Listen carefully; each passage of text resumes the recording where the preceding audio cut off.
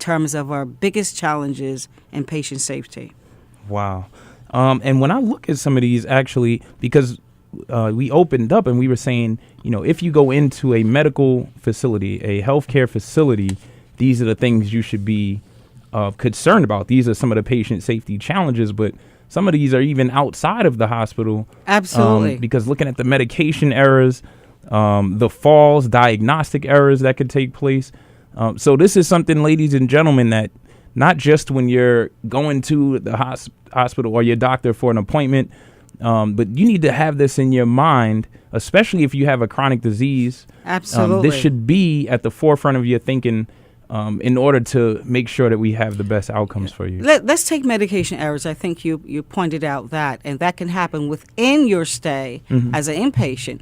But certainly when you're discharged, if I don't teach you correctly that you need to take medication A at this time, and this is the dose, and you fully understand that, you can commit your own medication error at home. Yes. Another thing in healthcare is, I mentioned previously, the hospital-acquired infections.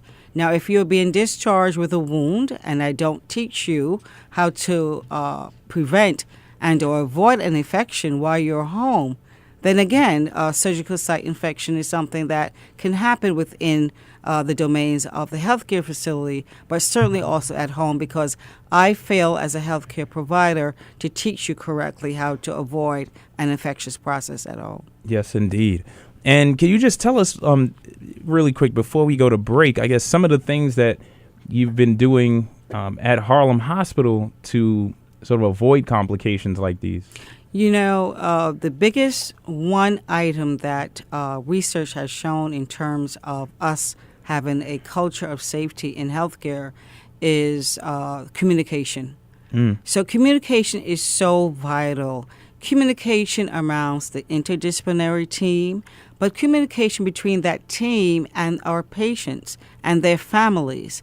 It's a continuous cycle where if we can narrow the communication gap so that when I speak as a healthcare provider to my patient, that he or she understands exactly what I'm saying. Yes. And also, when I reach out to families, that they are integrated and also engaged in the healthcare plan of their loved ones and of also with patients. So communication is the one thing that we must seek to narrow gaps to ensure that our care is safe and to ensure that our patients and their families understand what we are doing together as a team to take care of them. All right. So, ladies and gentlemen, you heard it. Communication is key. Let's keep that as a theme tonight, because I think that's something that should run all throughout, is that communication, communicating with your team, with your concerns, especially with regards to treatments, to diagnostic tests, all of that stuff. Communication, as Dr. Greenwich just said, is key, ladies and gentlemen. So keep that in your minds. And we're going to be back to talk about how you can go even extra ways in order to safeguard yourself and make sure that we don't have you suffering from some of these complications that we talked about. You're listening to Health in Harlem on WHCR 90.3 FM New York, the voice of Harlem. If you have any questions, comments, or concerns, you can call us at 212-650-6903. That's 212-650-6903. We'll be right back after this break. Stay with us. WHCR 90.3 FM, New York. Divas Beauty Salon has moved. Divas Beauty Salon, a team of professional Dominican hairstylists with more than 10 years of experience in Harlem, has moved to the Bronx. Recently renovated for your convenience and better service, the salon offers a full range of services, including wash and sets, wash and blow dry, relaxers with deep conditioning, touch-ups, semi and permanent color, haircuts, and more. Divas Beauty Salon, located at 670 East 161st Street between Caldwell and Trinity Avenues in the Bronx. Open 7 days a week for your convenience, Monday through Saturday 9 a.m. to 7 p.m. and Sundays 8 a.m. to 4 p.m. For more information, call 718-292-0055. That's 718-292-0055. Remember, at Divas Beauty Salon, we value your time. We're not here to waste it. There's hundreds of fun and simple things you and your family can do to live a healthier lifestyle. Here's 20 of them. Eat less, eat slower, eat smarter, eat your fruits and veggies. Stop eating before you're full. Up your fiber, lower your calories, get off the bus early, do some gardening, do jumping jacks, take the stairs, take one, not two, take on a new sport, take a long walk home, walk instead of drive, bend, stretch, reach for the stars, climb the monkey bars, skip the fudge bars. Search We Can online to find more ways you and your family can get healthy together. A message from the Ad Council, HHS, and NIH's We Can program. Nurse, set up an IV. And you, her boyfriend, you were the driver? Yes, doctor, but I didn't mean to hurt her. I only had a few drinks. I was just buzzed. Just buzzed? Oh, then your girlfriend is fine. Hey, sweetie. I feel great. She's really okay? What, are you kidding? No, not really. Nurse, get me a suture kit. Stat. Buzzed driving. Maybe we should stop acting like it's no big deal. Buzzed driving is drunk driving. Brought to you by the U.S. Department of Transportation and the Ad Council. WHCR 90.3 FM, New York.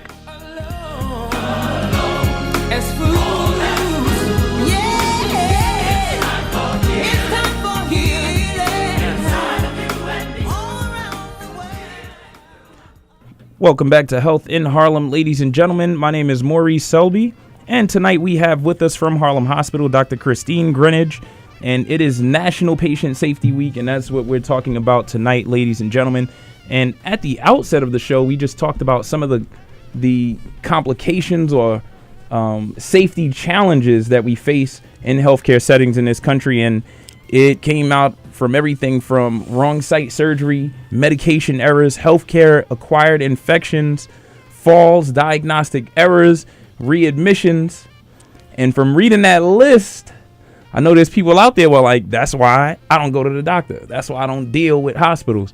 And ladies and gentlemen, what we want you to understand tonight is not to avoid healthcare institutions, not to avoid going in for regular medical checkups, but we just want to arm you with information so that you can avoid these errors, because we do, and we do this every week on this show. We encourage you to go and get treated for various conditions. We want you to go and get regular medical checkups.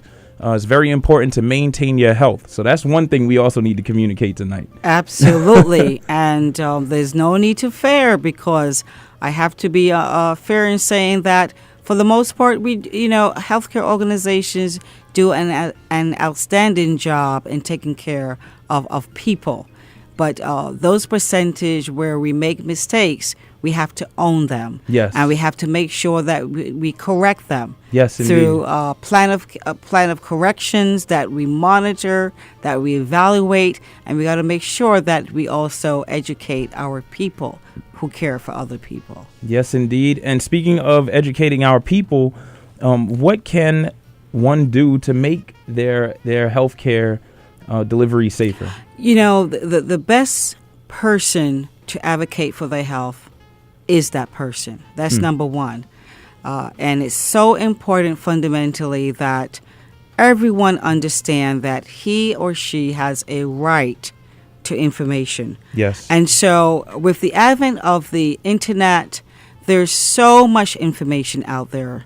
And so patients need to start, people in general, before you become that patient, start to take an interest in your own health state.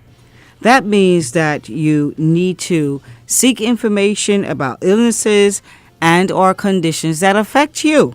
This is your own self-education. True story. Look out for possible treatment plans. Seek alternative opinions. Second opinion, third opinion if you're not comfortable. Choose a doctor or clinic or pharmacy that have experience in your type of illness. And so important, this is where we fail. And this is where people get concerned in terms of not being able to ask the right questions. Question your doctor, question your nurse, your pharmacist, even your benefit plan coordinator. These are the folks that you must question so that you understand exactly what is happening in your body and or in your mind. So I will preach the gospel of advocacy, self-advocacy, but sometimes we know, Maurice, that there are people who are unable to do that. So I'm going to talk about advocacy.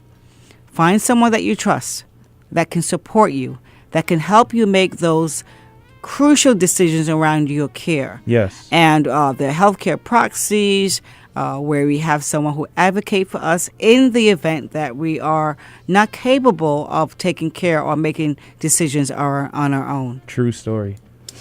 And one thing that I just want to add is that, of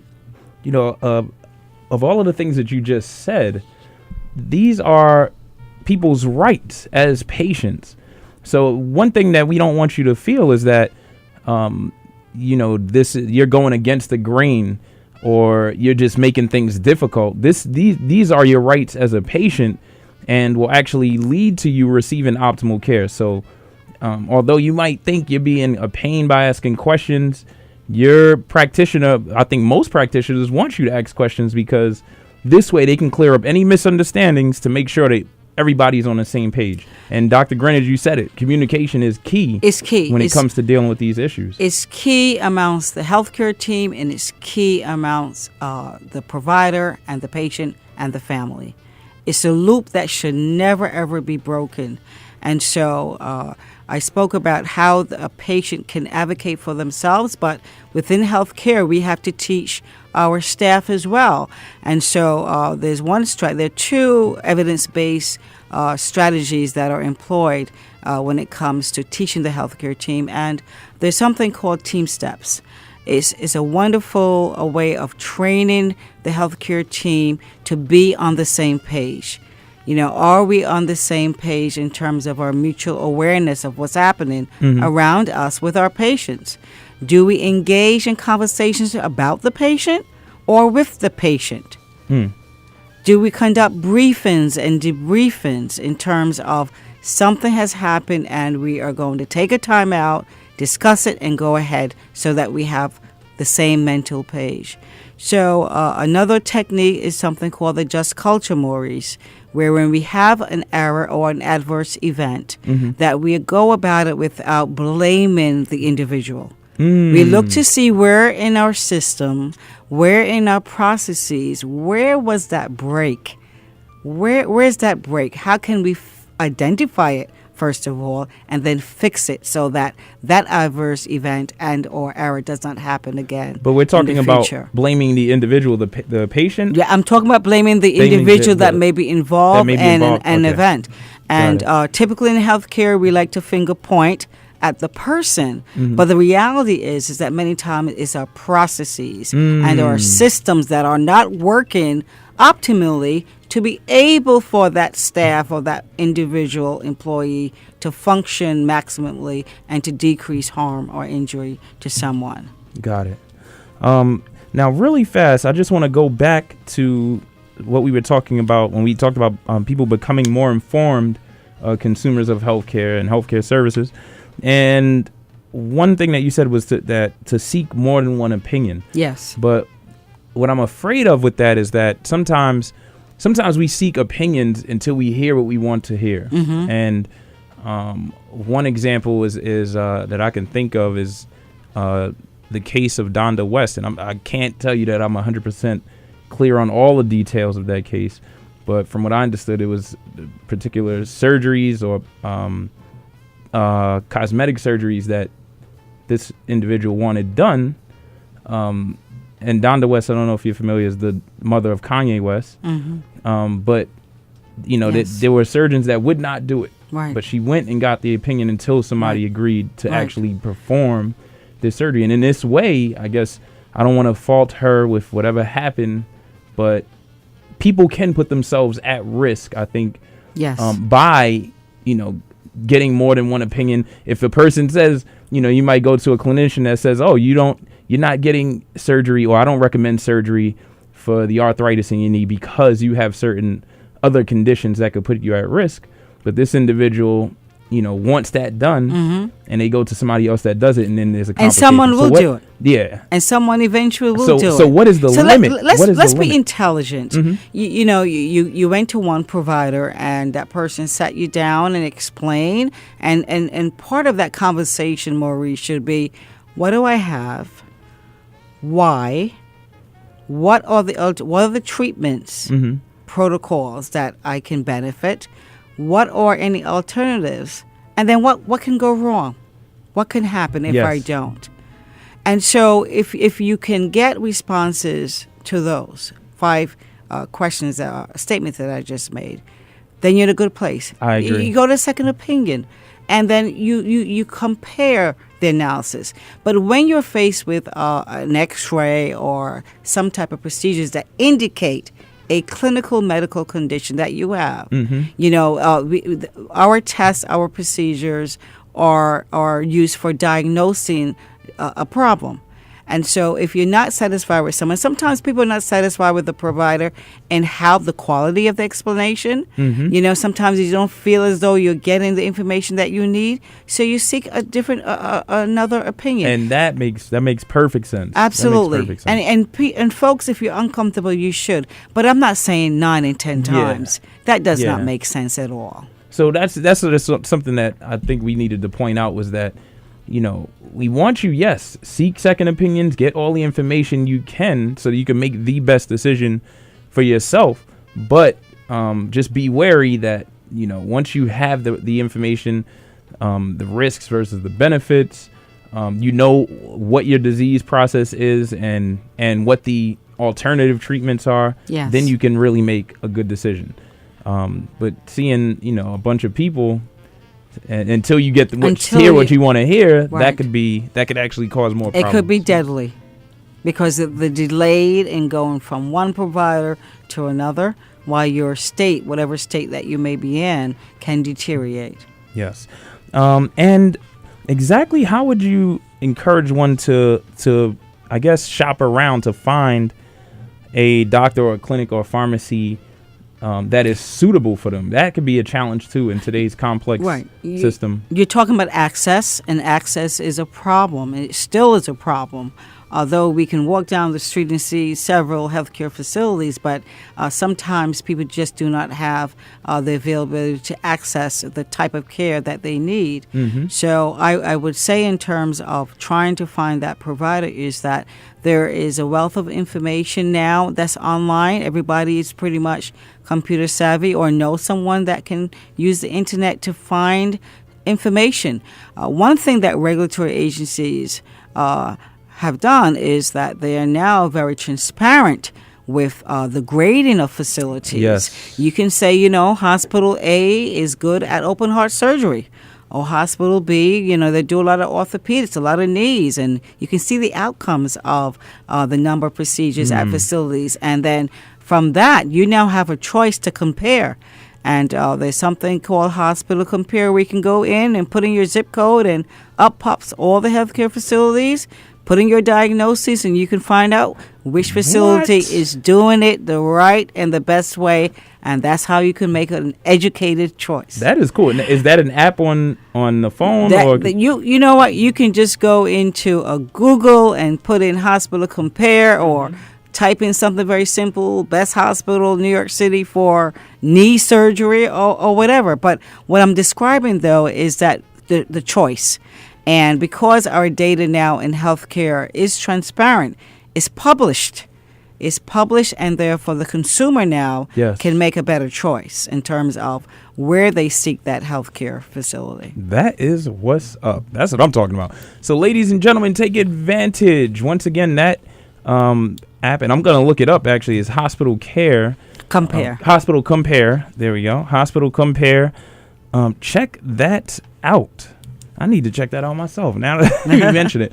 Ladies and gentlemen, you are listening to Health in Harlem on WHCR 90.3 FM New York, the voice of Harlem. Remember, you can call us at 212-650-6903 if you have any questions, comments, or concerns. That's 212-650-6903. We're going to take another break. We'll be right back. Stay with us. WHCR 90.3 FM New York.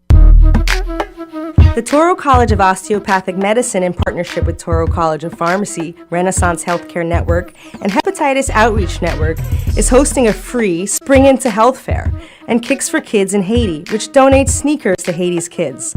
This fair takes place on Friday, March 21st, 2014, from 10 a.m. to 3 p.m. at Toro College of Osteopathic Medicine in Harlem. The fair will offer free blood pressure, diabetes, and BMI screening, bone marrow registration, HIV testing, hepatitis B and C testing, brown bag for medication review, and one-on-one discussions. Free healthy snacks and giveaways will be offered to the general public. Toro College of Osteopathic Medicine is located at 230 West 125th Street on the second floor between Adam Clayton Powell Jr. Boulevard and Frederick Douglass Boulevard. For more information, please call 646-981-4519, weekdays 9 a.m. to 5 p.m., or email community.torocom@toro.edu. Kicks for Kids in Haiti donations accepted at Toro College of Osteopathic Medicine, located at 230 West 125th Street, New York, New York, 10027, across from the Apollo Theater.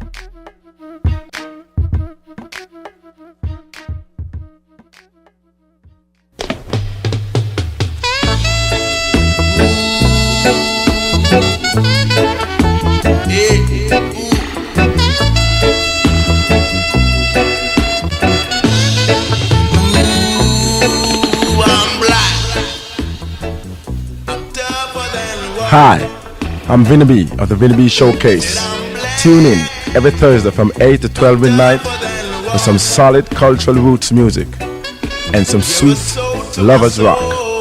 Also, informative interviews and giveaways. Right here on the Vinny B Showcase every Thursday, 8 through 12 midnight on WHCR 90.3 FM. Peace.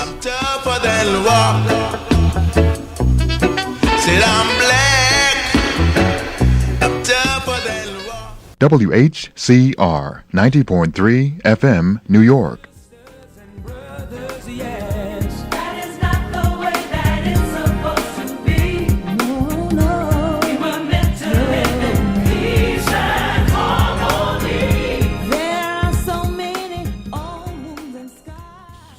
Welcome back to Health in Harlem, ladies and gentlemen. My name is Maurice Selby, and tonight we have with us from Harlem Hospital, Dr. Christine Greenidge. She is the patient safety officer at Harlem Hospital, and it is National Patient Safety Week, ladies and gentlemen, and tonight's show is about navigating your health safety, okay?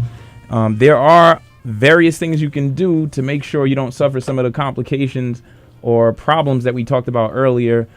Everything from wrong site surgery, where they operate on the wrong arm or leg or wrong site, to avoiding hospital-acquired infections or healthcare-acquired infections.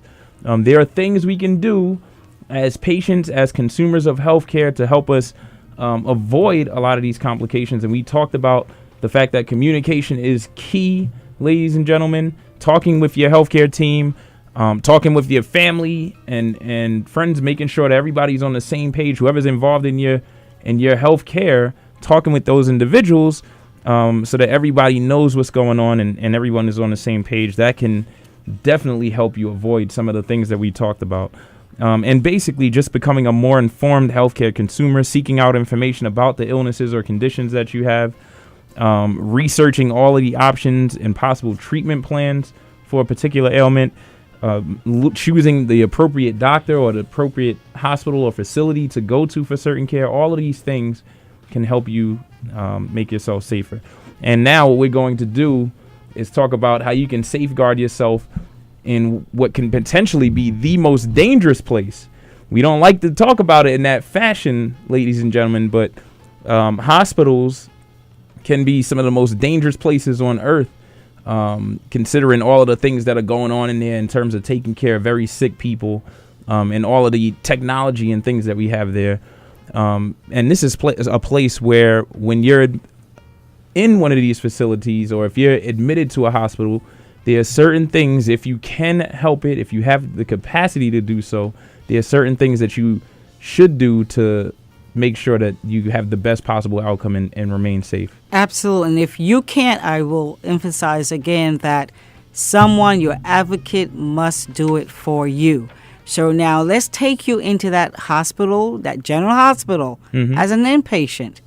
These are the things that I want to educate you as a patient, you as a family member, to make sure that you are doing. The first thing is hospital-acquired infections can be decreased or completely eliminated by you seeing your healthcare provider wash his or her hands.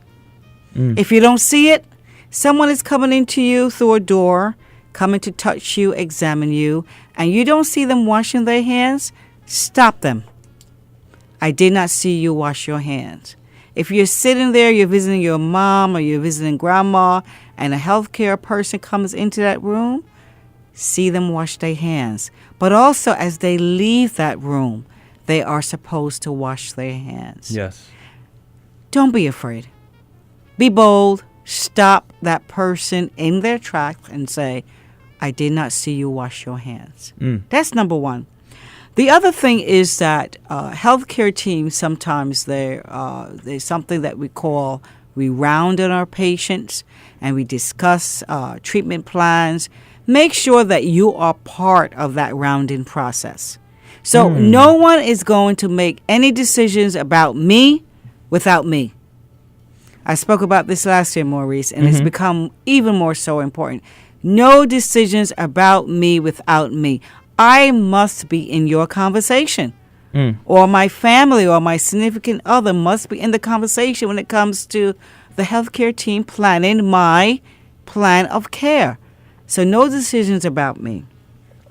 The other thing is something that we call CUS.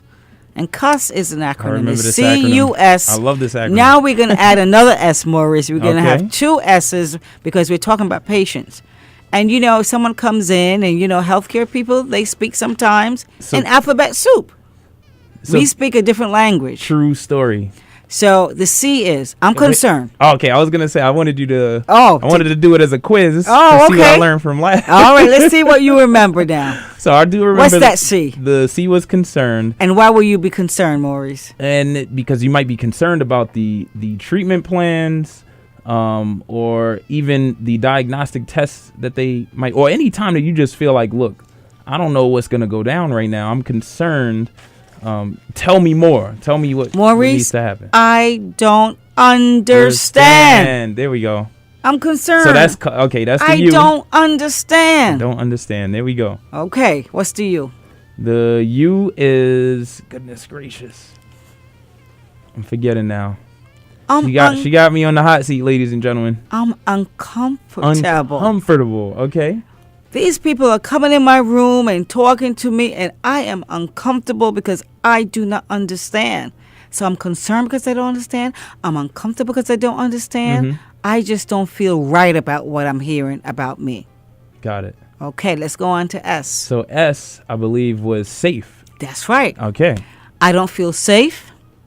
This may be a safety issue because I don't feel safe.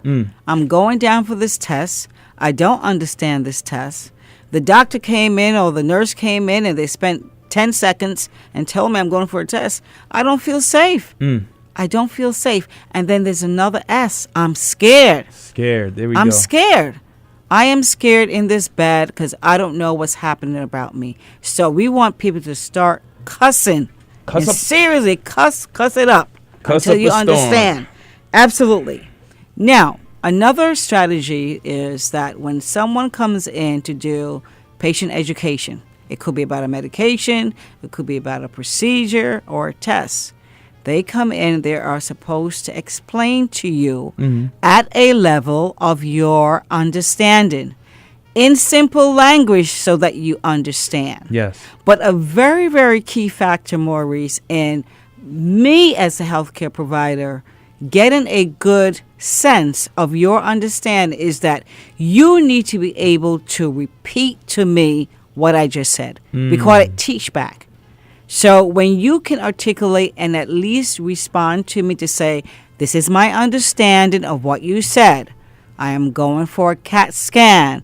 The CAT scan will be in my abdomen. It entails taking layers and pictures and different angles and all of that. So when you can repeat that, don't let that healthcare person leave you until you can perform a teach back so that both you and your healthcare provider have a great understanding that you understand exactly what's going to happen to you.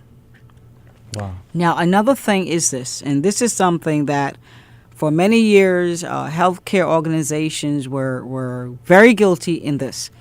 If you should have some adverse event, if there was an error that occurred during your stay, we as healthcare organizations, we now must do something called disclose. It's called a disclosure.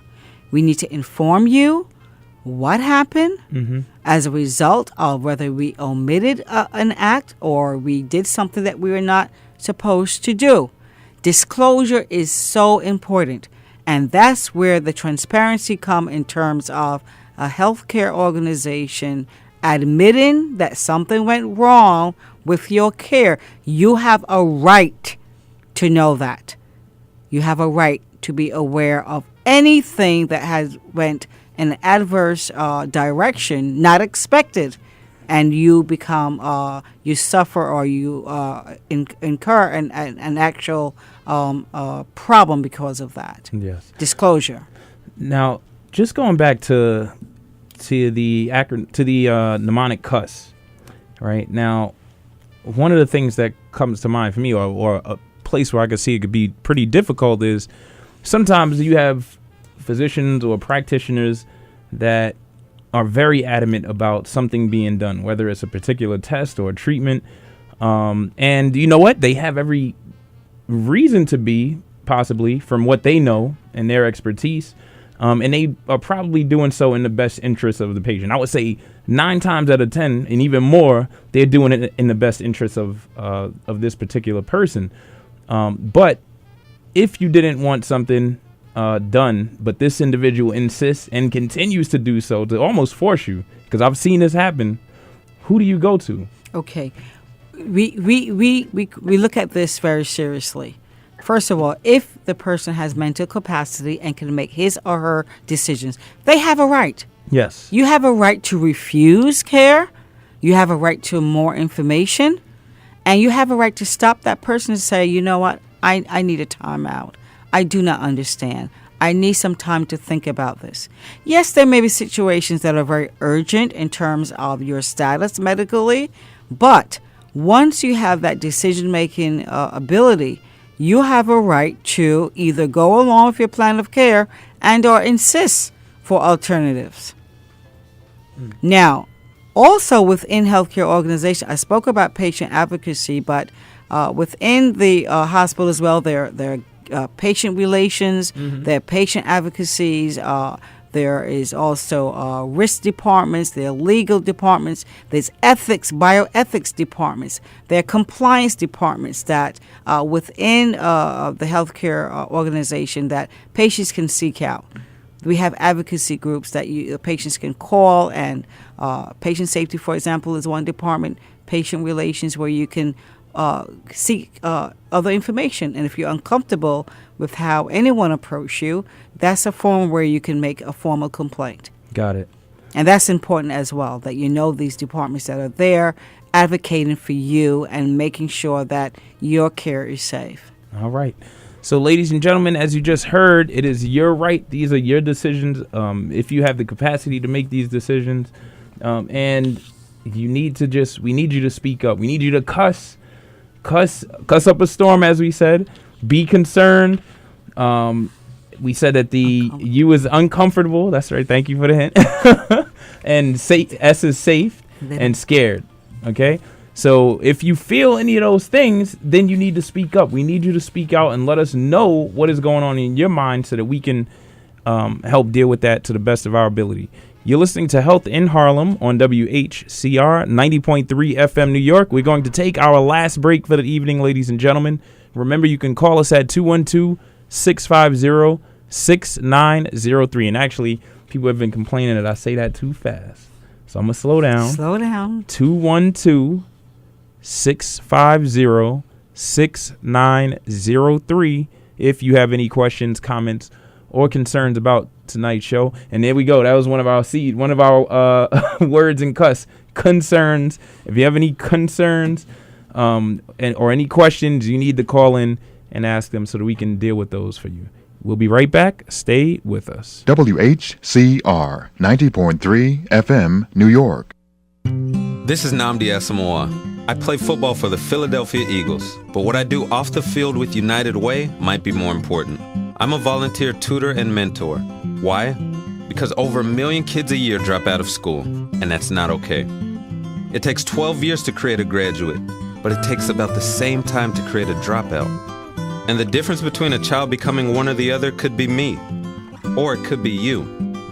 Studies show that if we get to these kids earlier, their chances are better, and kids who read well by 3rd grade are more likely to graduate. So join me in United Way. Suit up and take the pledge. Become a volunteer reader, tutor, or mentor, because when a child succeeds, we all succeed. Give, advocate, volunteer, live united. Take the pledge at unitedway.org. Brought to you by United Way, the Ad Council, and the National Football League.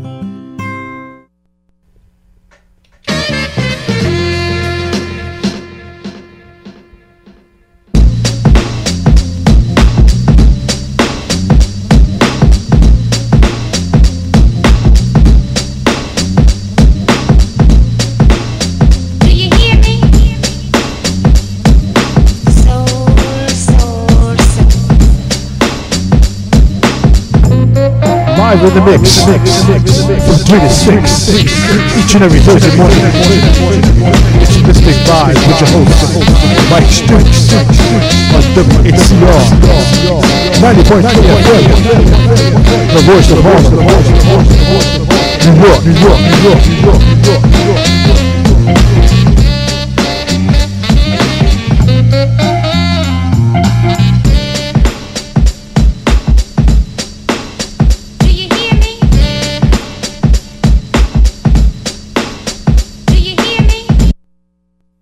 You're listening to WHCR 90.3 FM, the voice of Harlem.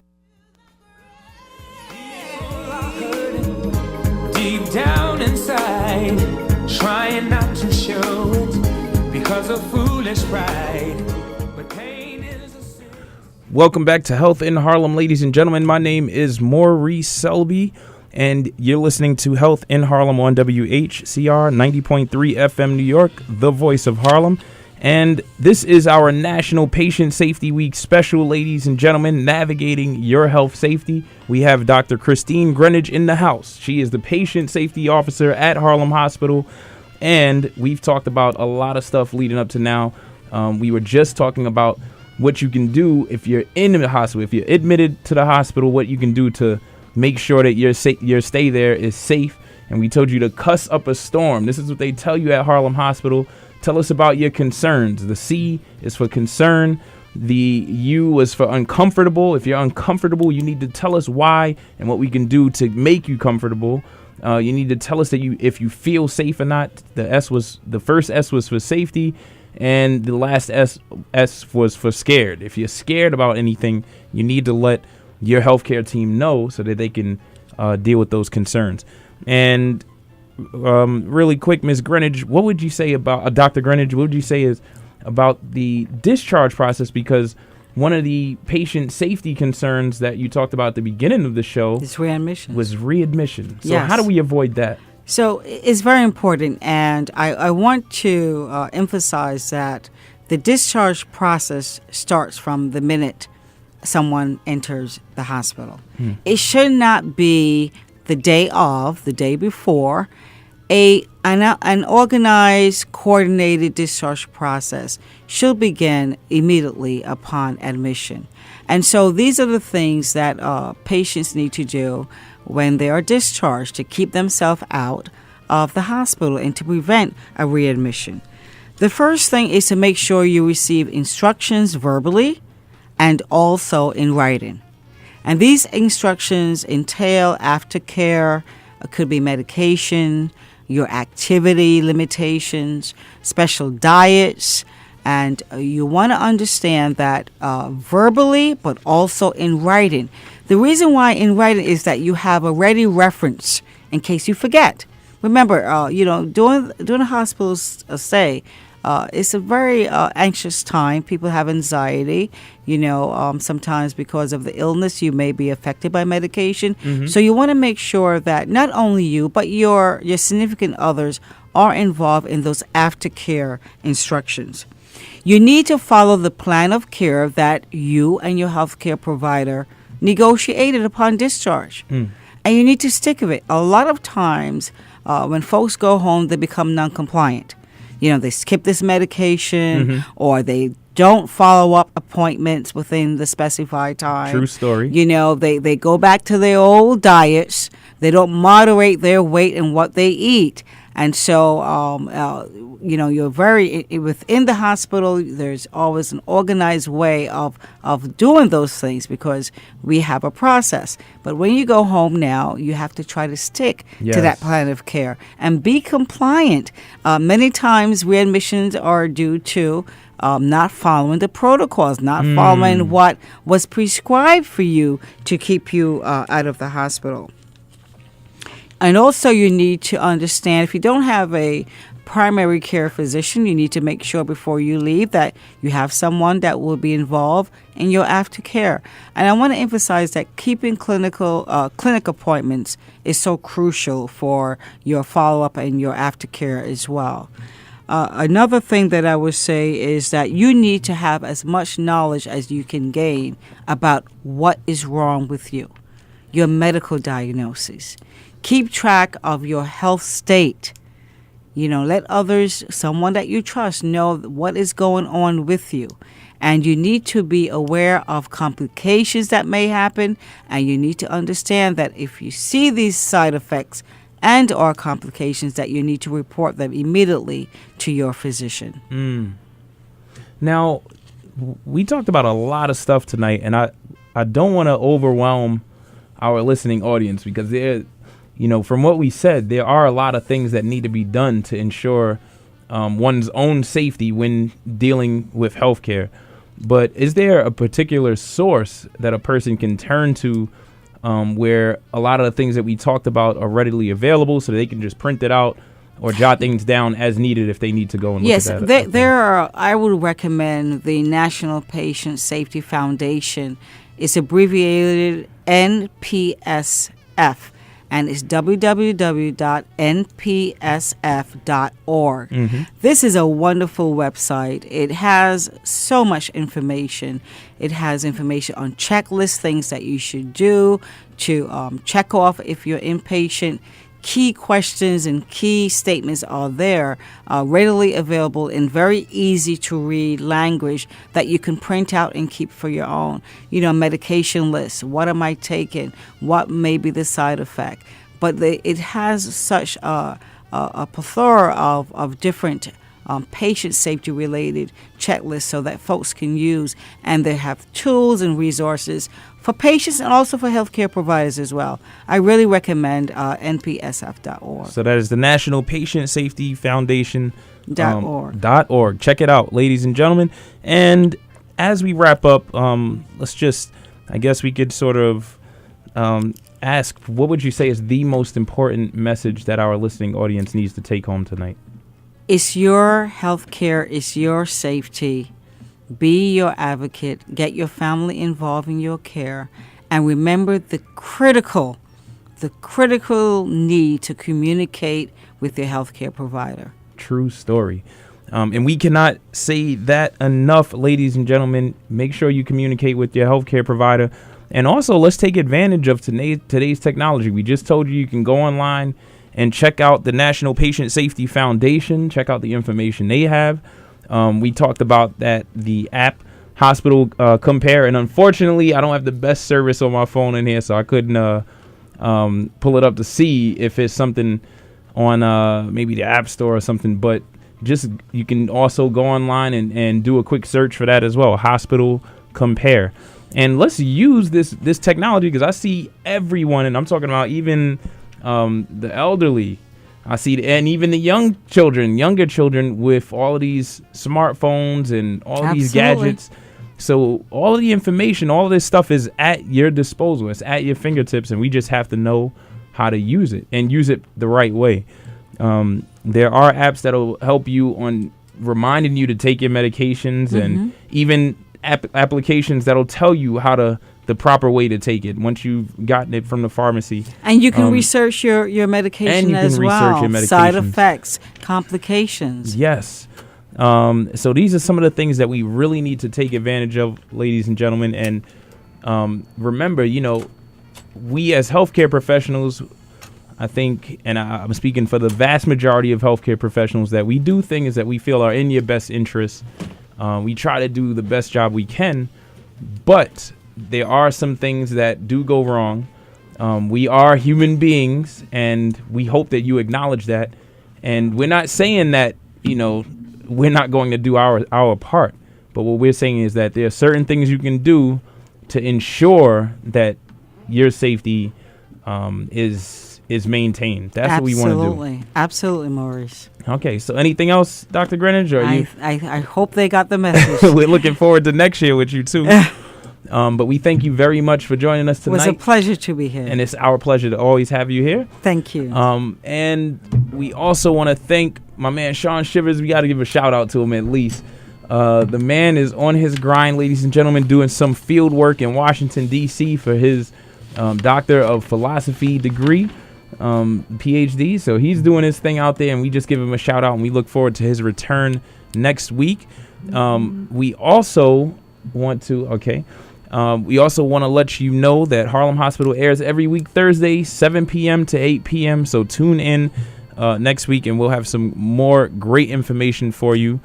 We also want to thank Miss Valerie Wright. She is the producer of Health in Harlem.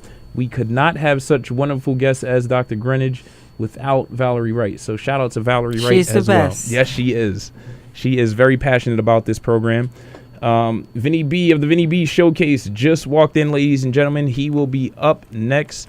So definitely keep your dial tuned into WHCR 90.3 FM New York. This show is dedicated to the memory of Miss Gloria Thomas. Harlem, take care of yourself. All right. There are so many old moons and skies. Keeping us apart. It's time for healing. Inside of you and me. Healing through us. Oh, yeah. For the human family. Nation to nation. Nation to nation. Spirit and soul to soul. Open up your heart and let the healing flow.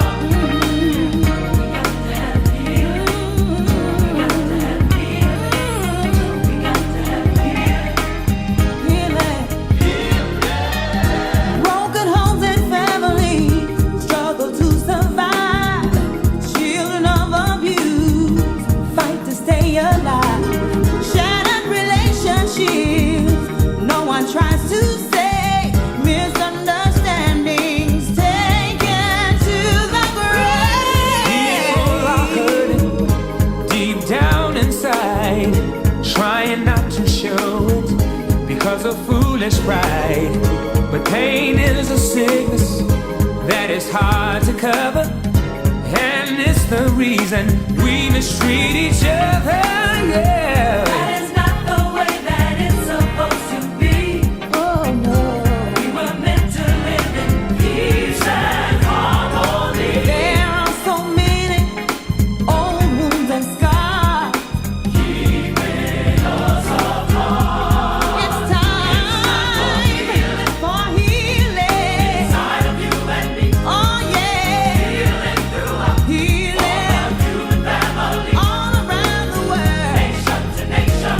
Spirit and soul to soul. Open up your heart and let the healing flow. We got to have healing. Time is running out, and we must begin healing from without and healing. WHCR 90.3 FM, New York. Oh, wisdom, you got to have it, yeah. Oh, wisdom.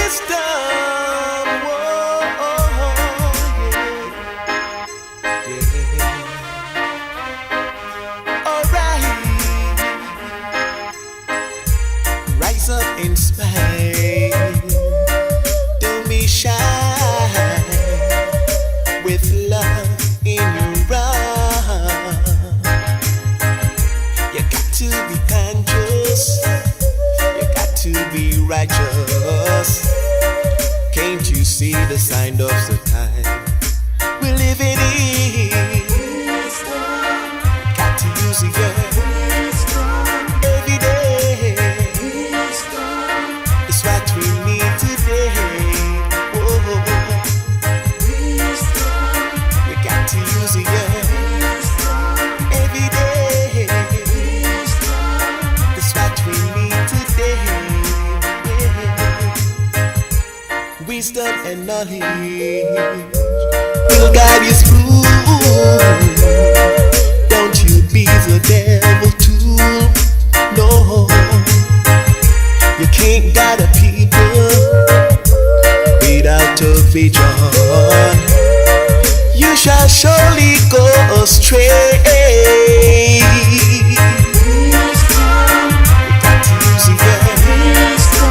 Every day, that's what we need today. Oh, we got to use it every day. That's what we need today.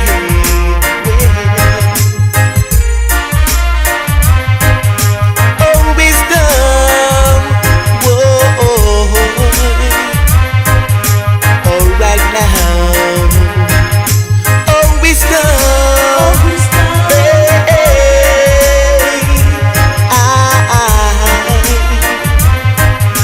hey, the Bible can teach you wisdom, whether you wise or you dumb. An elder can teach you wisdom, whether you're old or you're young. Oh, wisdom, oh, wisdom, oh, wisdom. Only a fool trust in his own eye and disregard correction. You got to be humble, free from anger, and your days shall be low. You gotta use every day. It's what we need today. You gotta use it every day. It's what we need today. Whoa. Oh, wisdom, whoa. All right now. Oh, wisdom, hey. Fellow citizens of Africa, I greet you in the name of the Universal Negro Improvement Association and African Communities League of the World. As you are aware, the world in which we live today is divided into separate race groups and distinct nationalities. Each race and each nationality is endeavoring to work out its own destiny to the exclusion of other races and other nationalities. We hear the cry of England for the Englishman, of France for the Frenchman, of Germany for the German, of Ireland for the Irish, of Palestine for the Jew, of Japan for the Japanese, of China for the Chinese. We of the Universal Negro Improvement Association are raising the cry of Africa for the Africans, those at home and those abroad. The great problem of the Negro for the last 500 years has been that of disunity. No one or no organization ever succeeded in uniting the Negro race.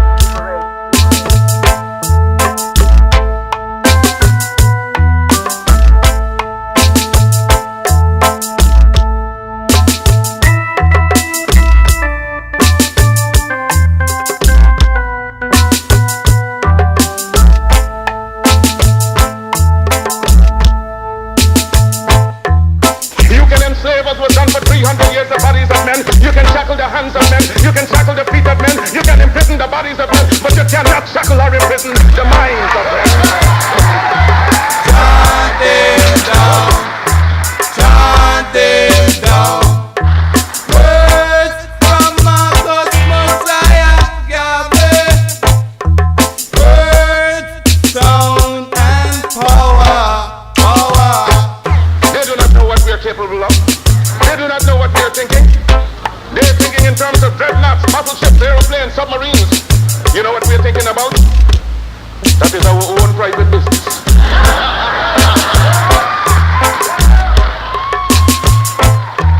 Chant them down, chant them down. Words from Marcus, Messiah, Yahweh.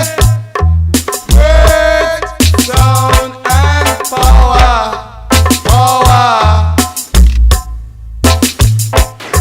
Black men of Carthage, black men of Ethiopia, Timbuktu, Alexandria gave the light of civilization to this world. Ethiopia shall stretch forth her hands unto God, and princes shall come out of Egypt. Because classes, nations, races have been quite for over 4 centuries. Who was merely born of use, insult, humiliation, whose forbearance can only be compared to the prophet Job, as likewise lifted his bowed head and raised it up to God's skies and cried out, I am a man, and demand a man's chance and a man's treatment in this world. But I shall teach the black man, I shall teach the black man to see beauty in his own kind and stop bleaching his skin and otherwise looking like what he's not.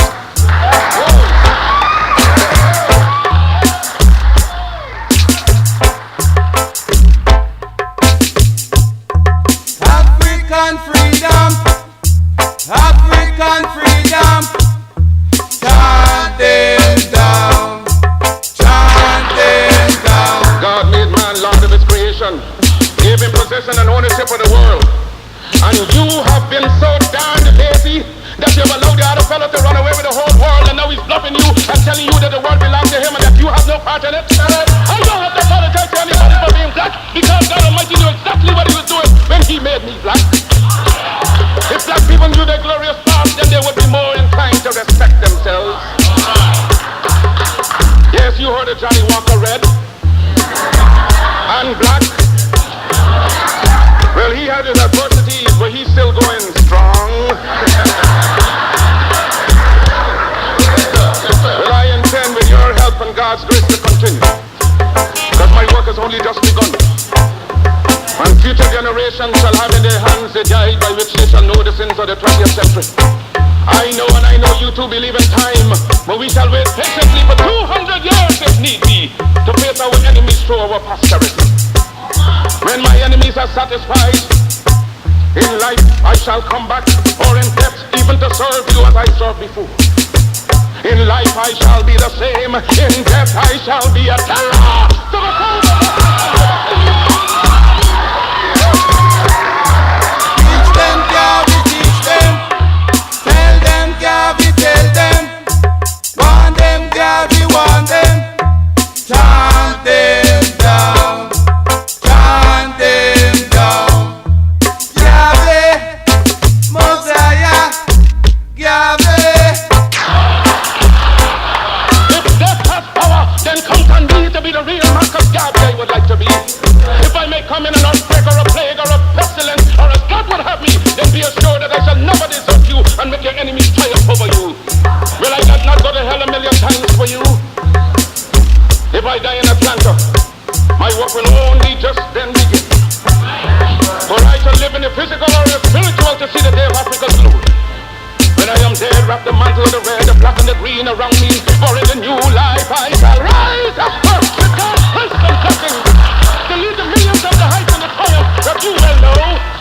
Look for me in a world when there is storm. Look for me all around you. For with God's grace I shall come back with countless millions of black men and women who have died in America, those who have died in the West Indies, and those who have died in Africa, to aid you in the fight for liberty, freedom, and life.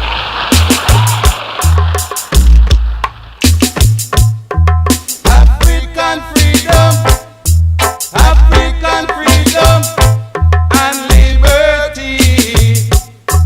Chant them down, chant them down. Yahweh, Yahweh, Messiah, Yahweh.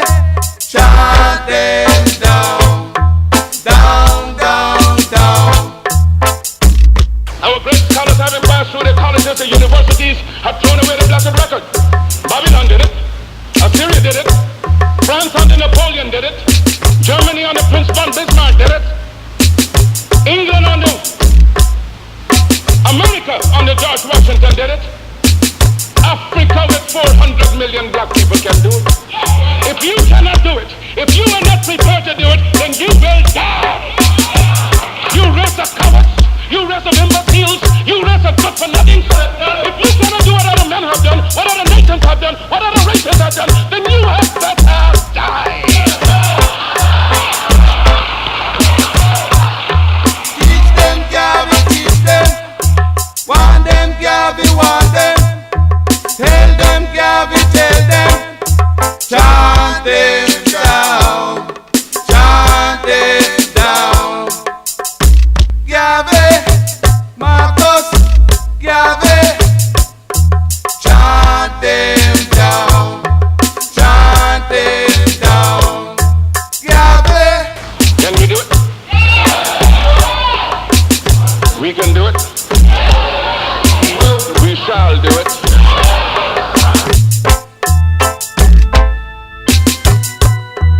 African must do it. African must do it.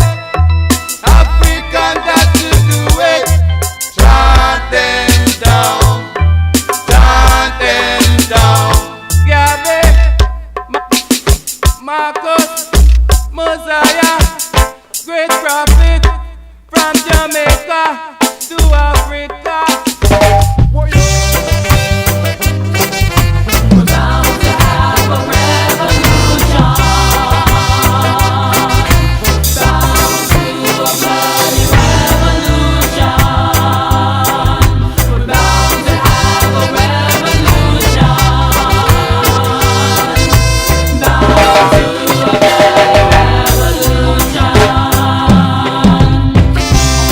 We'll be fighting. It's not against yellow, red, or whiteys.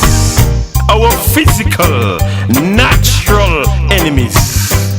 Asexual orientation, the religious affiliation, the prolonging, poised with promiscuity, or one's gender is not a concern.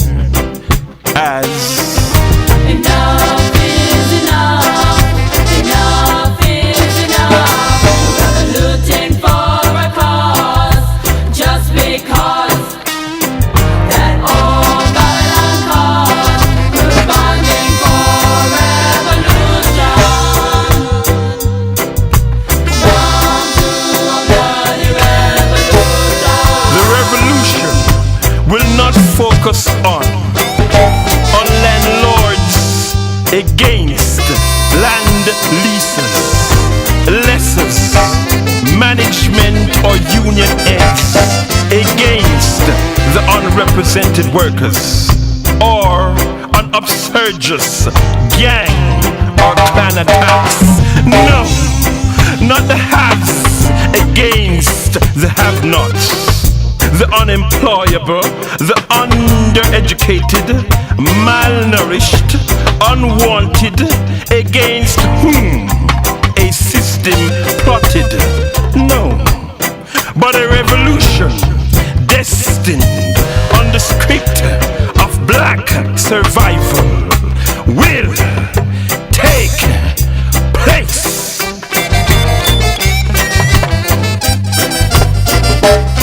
Not mothers against daughters, nor sons against the entire family. First, second, or third, the class system won't come up. But a revolution is a must.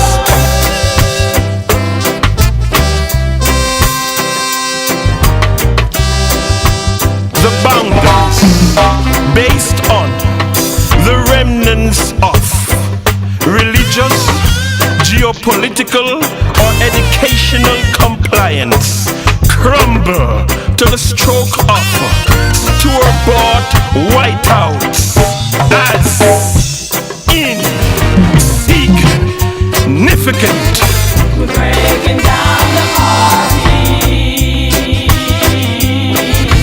facing off to that which divides we from the Roman Saxon.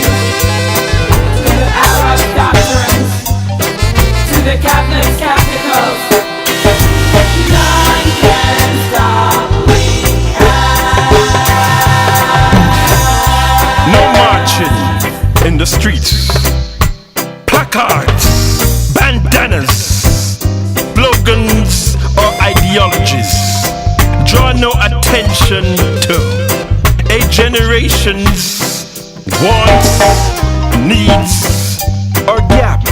A revolution without planned bloodshed or the onslaught known as black on black.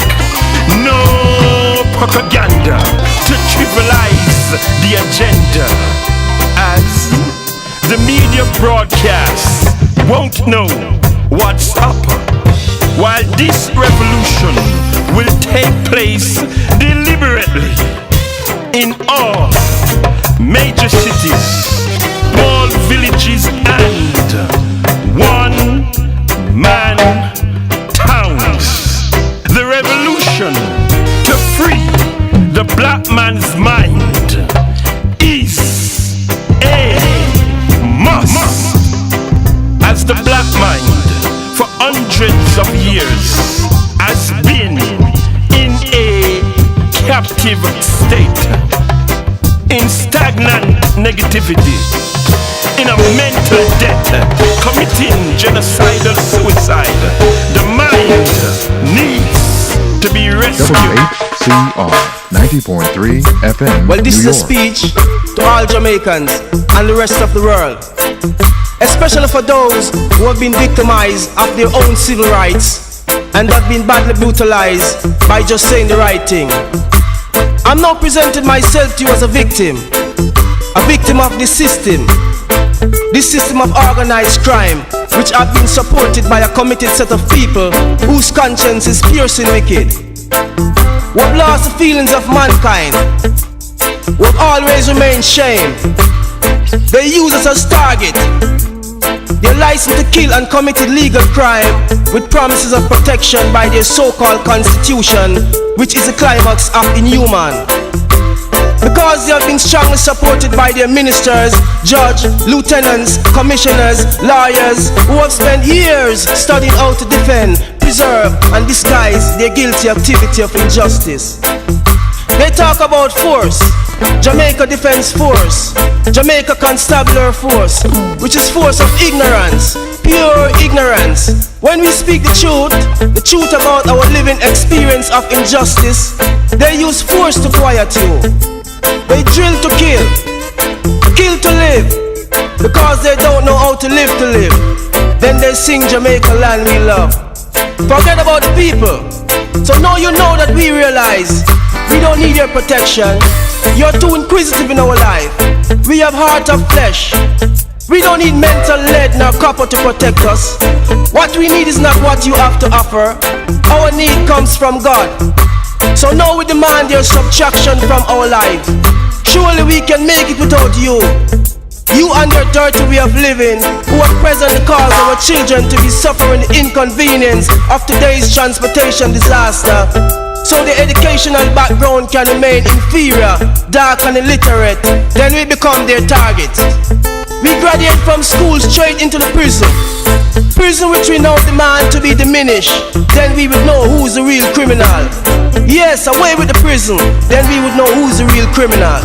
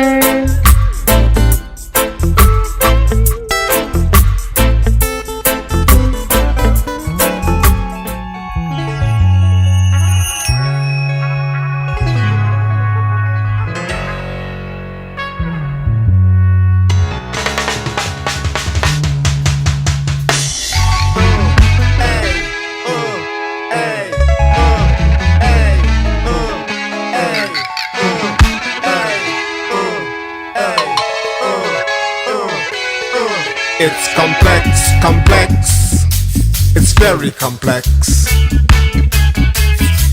It's complex, complex. It's very complex.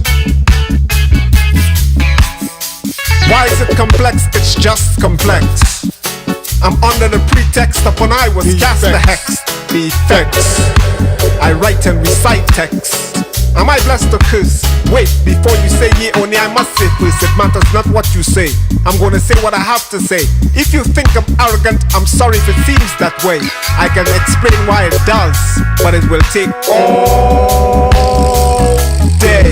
It's complex, complex. It's very complex. Why is it complex? It's just complex.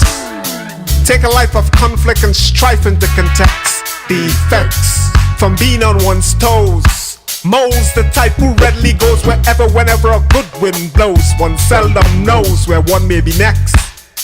The context of a life of conflict and strife. It's complex, complex. It's very complex. It's complex, complex. It's very complex.